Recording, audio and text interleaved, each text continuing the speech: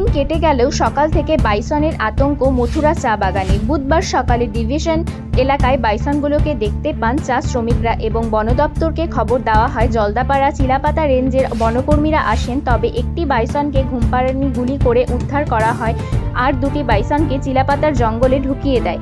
সকাল থেকে আতঙ্কিত গ্রামবাসী এবং চা বাগানের কাজ বন্ধ ছিল।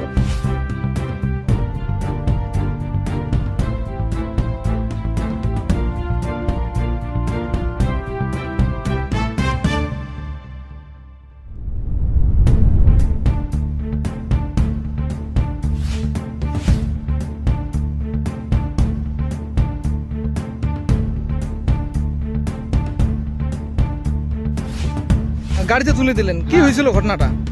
এখানে আসছিল বাইসের 3টা সকাল থেকে, মানে ভোর 5টার থেকে শুরু হয়েছে। এইদিকে 10 মোটলের বাড়ির থেকে, পরে এই যে বুড়ার বাড়ির থেকে এইদিকে ঘুরে আসে বাগান থেকে এখানে ছিল। তার মধ্যে 2টা চলে গেছে তোমার কি বলে চিলেপাতা, আর একটা এখানে শুয়েছে। তারপরে আমরা এখানে ডিপার্টমেন্ট থেকে লোক আসছে, আসার পরে যে গুলি করছে, মানে অজ্ঞান গুলি আর কি। তারপরে আমরা এখানে সবাই কি করে বান্দাবান্দি করে আর কি গাড়িতে উঠাই দিই, এই আর কি। এইভাবে বাইসন প্রায় আসে, আতঙ্কিত ভয় লাগে না? হয়তো লাগতেই পারে। তার মধ্যে বাগানে বাঘও আছে, 6টা বাঘ, 3টা, একদিকে বাঘ একদিকে বাইসন। ওইটা তো ভয়ের কথা। আপনার নাম কি?